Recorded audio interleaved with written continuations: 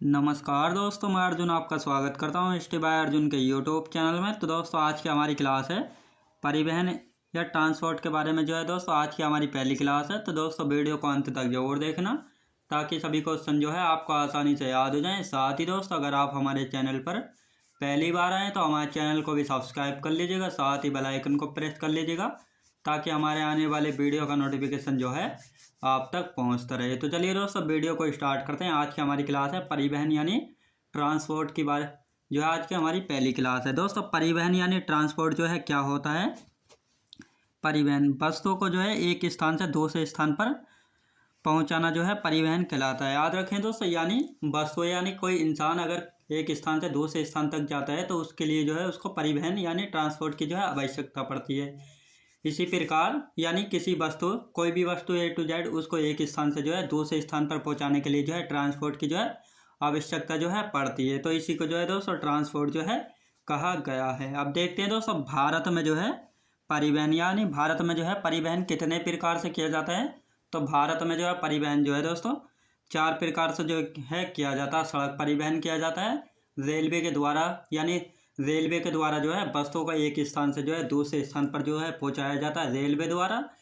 फिर है दोस्तों वायु मार्ग परिवहन यानी जल में जो बड़े बड़े शिप यानी जहाज चलते हैं उनके द्वारा वस्तुओं को यानी कंटेनर को एक स्थान से दूसरे स्थान पर पहुंचाया जाता है। फिर आता है नंबर 4 पर आता है दोस्तों जल मार्ग। याद रखें दोस्तों वायु मार्ग यानी परिवहन हवाई जहाज के द्वारा वस्तुओं को इधर से उधर किया जाता है, और जल मार्ग यानी बड़े बड़े शिप के द्वारा किया जाता है।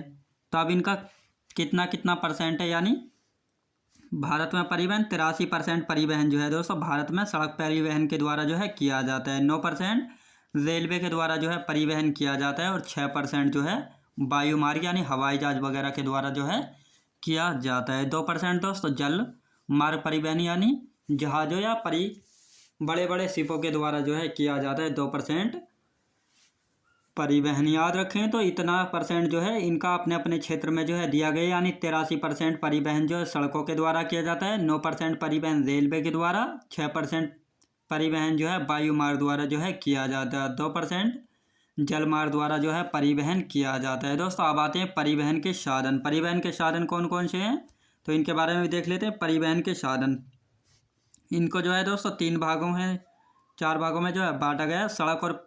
सड़क परिवहन और रेलवे परिवहन को एक साथ पढ़ लेंगे। जल परिवहन और वायुयान परिवहन। याद रखेंगे दोस्तों, अब इनके बारे में डिटेल से समझेंगे।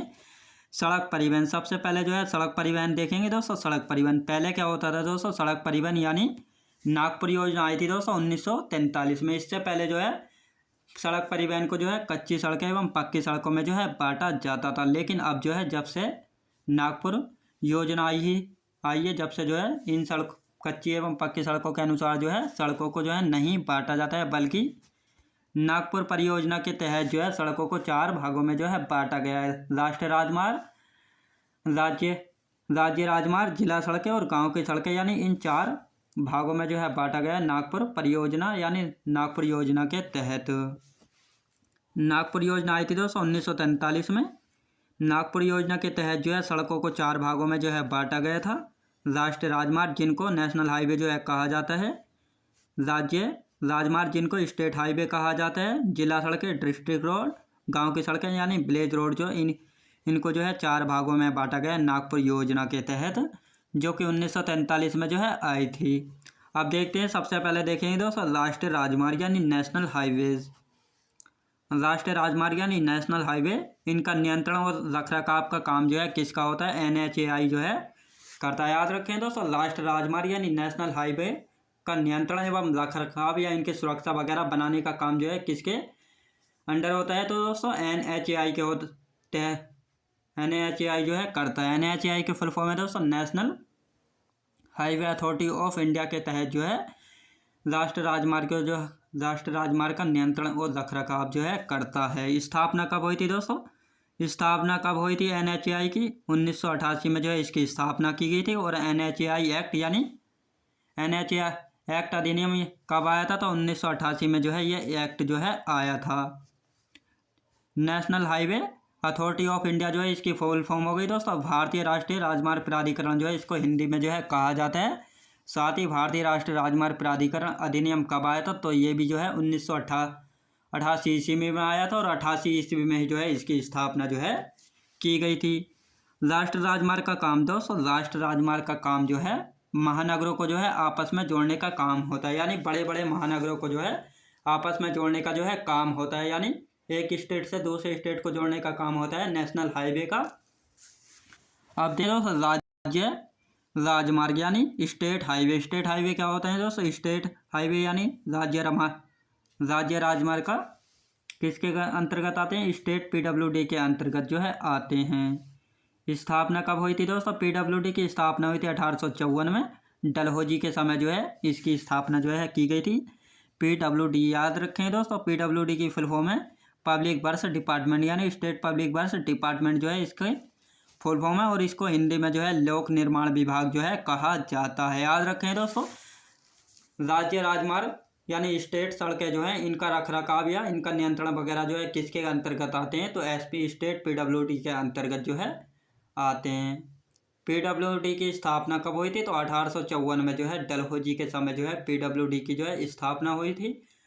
और पीडब्ल्यूडी की फुल फॉर्म है दोस्तों पब्लिक वर्क डिपार्टमेंट्स, इसको हिंदी में लोक निर्माण विभाग जो है कहा जाता है। अब देखते हैं दोस्तों बीआरओ बॉर्डर रोड ऑर्गेनाइजेशन। ये क्या होता है दोस्तों, बीआरओ यानी बॉर्डर रोड ऑर्गेनाइजेशन, इसको हिंदी में सीमा सड़क संगठन जो है कहा गया था। इसकी स्थापना हुई थी 1960 में जो इसकी स्थापना हुई थी। पहाड़ी क्षेत्रों में जो है सड़क निर्माण करता है। याद रखें दोस्तों, यानी पहाड़ी क्षेत्रों में सड़क निर्माण करने का कार्य जो है कौन करता है, तो बीआरओ करता है, यानी सीमा सड़क संगठन जो है करता है। इसकी स्थापना की गई थी 1960 में, और यही जो है पहाड़ी क्षेत्रों में जो है सड़क निर्माण करने का कार्य जो है करता है। याद रखेंगे। अब देखते हैं दोस्तों, भारत का जो है सड़क मामले में जो है नेटवर्क में कौन सा स्थान आता है। भारत का सड़क नेटवर्क में जो है कौन सा स्थान है, तो दूसरा स्थान आता है भारत का सड़क नेटवर्क में। पहला आता है यूएसए, दूसरा इंडिया और तीसरा है चाइना, यानी ये तीनों ऐसे देश हैं जो कि सड़कों के मामले में पहले दूसरे तीसरे स्थान पर जो है आते हैं। सबसे ज़्यादा सड़कें किस देश में, तो यूएसए में, दूसरे नंबर पर इंडिया में, और तीसरे पर हो गया दोस्तों चाइना। याद रखेंगे। अब आते हैं दोस्तों, भारत में जो है कुल सड़कों की लंबाई, भारत में सड़कों की कुल लंबाई कितनी है, लगभग दोस्तों 64 लाख किलोमीटर जो है भारत में लगभग कुल सड़कों की लंबाई है दोस्तों, लगभग में। इससे कुछ ऊपर भी हो सकती है और कुछ नीचे भी जो है हो सकती है। भारत में सड़कों की कुल लंबाई है 64 लाख किलोमीटर लगभग में। राष्ट्रीय राजमार्ग यानी नेशनल हाईवे की लंबाई कितनी है, तो 1,20,000 किलोमीटर लगभग जो है ये राष्ट्रीय राजमार्ग यानी नेशनल हाईवे की लंबाई है भारत में।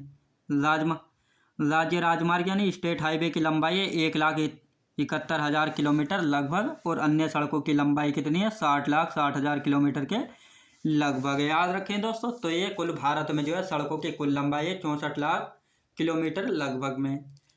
यदि इसमें से राष्ट्रीय राजमार्ग यानी नेशनल हाईवे की लंबाई पूछा जाए तो लगभग 1,40,000 किलोमीटर के लगभग जो है नेशनल हाईवे की लंबाई है। यदि राज्य राजमार्ग यानी स्टेट हाईवे की लंबाई पूछी जाए तो 1,71,000 किलोमीटर के लगभग जो है राज्य राजमार्ग की लंबाई है। और अन्य सड़कों की यानी जिसमें जिला सड़कें और गांव की सड़कें वगैरह यानी अन्य सभी सड़कें जो है आ जाती हैं, तो इनकी कुल लंबाई है दोस्तों 60,60,000 किलोमीटर लगभग में। याद रखें दोस्तों। आप देखते हैं सड़क नेटवर्क वाले राज्य। आप देखते हैं दोस्तों, राज्य यानी कौन सा राज्य जो है सड़क नेटवर्क के मामले में जो है पहले स्थान पर जो है आता है।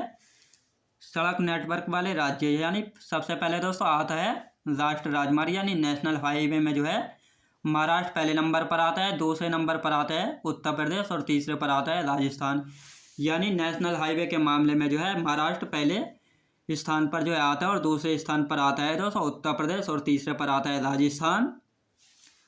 सबसे लंबा राष्ट्रीय राजमार्ग यानी NH कौन सा है, तो NH 44 है, जो कि सबसे लंबा राष्ट्रीय राजमार्ग है। इसका पुराना नाम था NH 7। याद रखें दोस्तों, NH 44 को जो है पहले NH 7 के नाम से भी जो है जाना जाता है, और ये जो है भारत का सबसे लंबा राष्ट्रीय राजमार्ग यानी नेशनल हाईवे है। यह जो है दोस्तों श्रीनगर जो कि जम्मू कश्मीर में है, और कन्याकुमारी जो कि तमिलनाडु में, यानी श्रीनगर से जो है कन्याकुमारी तक जो है जाता है। इसीलिए जो है ये सबसे लंबा राष्ट्रीय राजमार्ग यानी नेशनल हाईवे, जिसकी कुल लंबाई जो है 3745 किलोमीटर की जो है दूरी तय करता है। याद रखें दोस्तों, यानी सबसे लंबा राष्ट्रीय राजमार्ग या नेशनल हाईवे जो है NH44 है, जिसको जो है NH7 के नाम से भी जो है जाना जाता है, जो कि इसका पुराना नाम है जी।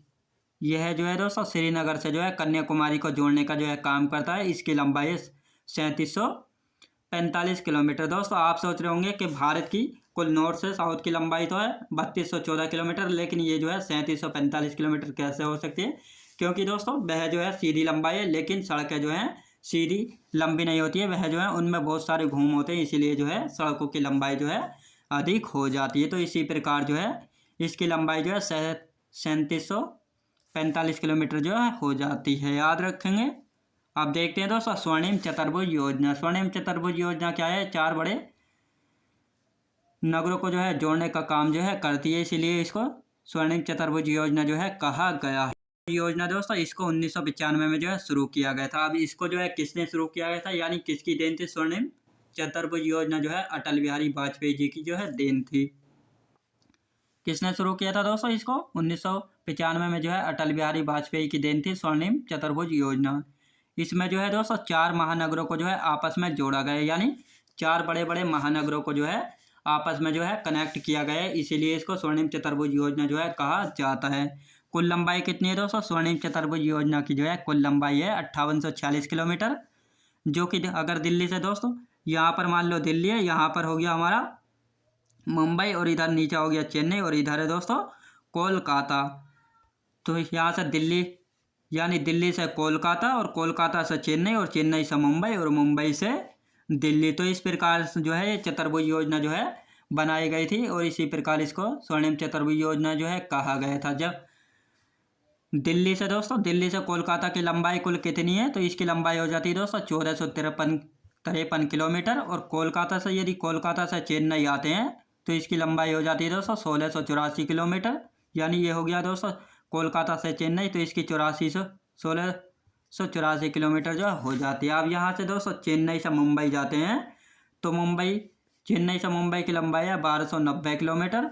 अब मुंबई से दिल्ली जाते हैं तो मुंबई से दिल्ली तक की है दोस्तों 1419 किलोमीटर की लंबाई। तो दोस्तों ये जो है कुल स्वर्णिम चतुर्भुज योजना की कुल लंबाई है 5846 किलोमीटर। यदि अलग अलग पूछा जाए तो दिल्ली से कोलकाता तक की 1453 किलोमीटर, कोलकाता से चेन्नई 1684 किलोमीटर, चेन्नई से मुंबई 1290 किलोमीटर और मुंबई से जो है दिल्ली 1419 किलोमीटर, याद रखेंगे। तो ये थी दोस्तों स्वर्णिम चतुर्भुज योजना। अब देखते हैं दोस्तों उत्तर से दक्षिण गलियारा। उत्तर से दक्षिण गलियारा जिसकी कुल लंबाई है 3745 किलोमीटर, याद रखेंगे। यानी उत्तर से दक्षिण गलियारा जो कि नॉर्थ से साउथ की जो NH44 है उसी को जो है दोस्तों उत्तर से दक्षिण गलियारा जो है कहा गया है, जिसकी कुल लंबाई कितनी है 3745 किलोमीटर, जो कि श्रीनगर से जो है कन्याकुमारी को जो है जोड़ता है। और श्रीनगर कहाँ पर पड़ता है दोस्तों? श्रीनगर पड़ता है जम्मू कश्मीर में, कन्याकुमारी है दोस्तों तमिलनाडु में। इसी को जो है उत्तर दक्षिण गलियारा जो है कहा जाता है। आप देखते हैं दोस्तों पूर्व से पश्चिम गलियारा। पूर्व से पश्चिम गलियारा लंबाई कितनी है? 3507 किलोमीटर जो है पूर्व से पश्चिम के गलियारे की है दोस्तों।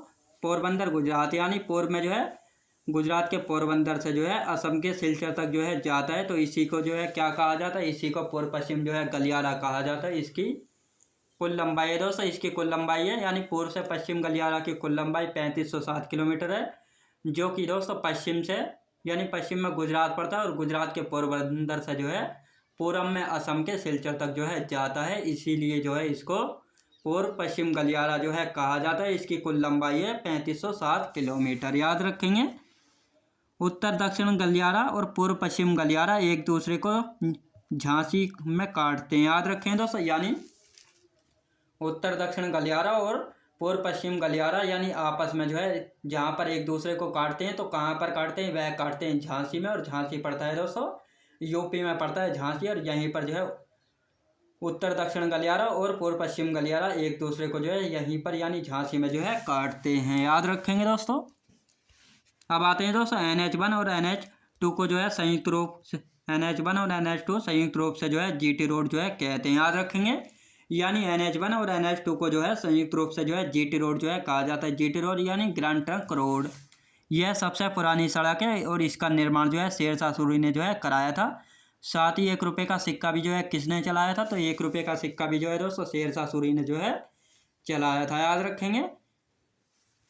सबसे छोटा दोस्तों, सबसे छोटा नेशनल हाईवे कौन सा है, यानी सबसे छोटा नेशनल हाईवे कौन सा है, NH 548 जो है सबसे छोटा नेशनल हाईवे है, जिसकी लंबाई जो है 5 किलोमीटर, जो कि महाराष्ट्र में है, जो कि महाराष्ट्र में है। और दूसरा है दोस्तों NH 118, जिसकी लंबाई कितनी है, इसकी भी 5 किलोमीटर, यह है जो है झारखंड में। और तीसरा है दोस्तों NH 47 है, जिसकी लंबाई जो है 5.9 किलोमीटर है, जो कि केरल में, याद रखें दोस्तों। यह जो है सबसे छोटे जो है नेशनल हाईवे। अगर सबसे ही छोटे की बात की जाए तो NH 548 है, जिसकी लंबाई जो है 5 किलोमीटर, जो कि महाराष्ट्र राज्य में जो है पड़ता है, याद रखेंगे।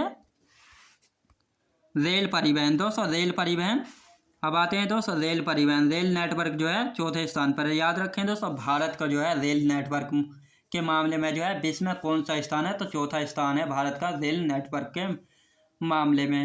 अब पहले दूसरे तीसरे स्थान पर कौन आते हैं, तो पहले स्थान पर होता है दोस्तों USA, दूसरे पर चाइना, तीसरे पर रशिया और चौथे पर आता है दोस्तों इंडिया रेल नेटवर्क के मामले में, याद रखेंगे। भारत में पहली रेलगाड़ी कब चली थी दोस्तों, भारत में जो है पहली रेलगाड़ी कब चली थी, 16 अप्रैल 1853 में जो है पहली रेलगाड़ी जो है चलाई गई थी। डलहौजी के समय जो है चली थी, मुंबई से ठाणे के बीच कुल 34 किलोमीटर की दूरी तक जो है चलाई गई थी, याद रखेंगे। भारत में पहली रेलगाड़ी 16 अप्रैल 1853 में जो है डलहौजी के समय जो है चलाई गई थी, मुंबई से ठाणे के बीच जो है चली थी, 34 किलोमीटर की दूरी के लिए जो है चलाई गई थी। भारत में जो है रेलवे प्रणाली का जनक जो है डलहौजी को जो है कहा जाता है, याद रखेंगे। यानी भारत में जो है रेलवे प्रणाली का जनक जो है किसको कहा जाता है, डलहौजी को जो है कहा जाता है भारत में रेलवे प्रणाली का जनक। अब देखते हैं दोस्तों भारत की जो है सबसे तेज यानी सबसे तेज गति से चलने वाली ट्रेन कौन सी है, और सबसे दूरी तक यानी सबसे दूरी तय करने वाली ट्रेन कौन सी है। भारत की सबसे तेज चलने वाली ट्रेन है दोस्तों वंदे भारत, जिसकी जो है 180 किलोमीटर प्रति घंटा की स्पीड जो है चेक की गई है, जो कि दिल्ली से कटरा और दिल्ली से वाराणसी यानी इन दो जगहों के लिए जो है चलाई जाती है वंदे भारत। दिल्ली से कटरा और दिल्ली से वाराणसी के लिए जो है चलती है वंदे भारत, जिसकी दोस्तों स्पीड कितनी है, 180 किलोमीटर प्रति घंटे की स्पीड से जो है चलती है, और यही जो है भारत की सबसे तेज चलने वाली ट्रेन है। दूसरी है दोस्तों गतिमान एक्सप्रेस, जिसकी स्पीड कितनी है, 160 किलोमीटर प्रति घंटे की स्पीड है गतिमान एक्सप्रेस की, जो कि दिल्ली से जो है झांसी के बीच जो है चलती है, याद रखेंगे। यानी दिल्ली से झांसी के बीच चलती है गतिमान एक्सप्रेस, जिसकी स्पीड है 160 किलोमीटर प्रति घंटे की स्पीड से जो है चलती है।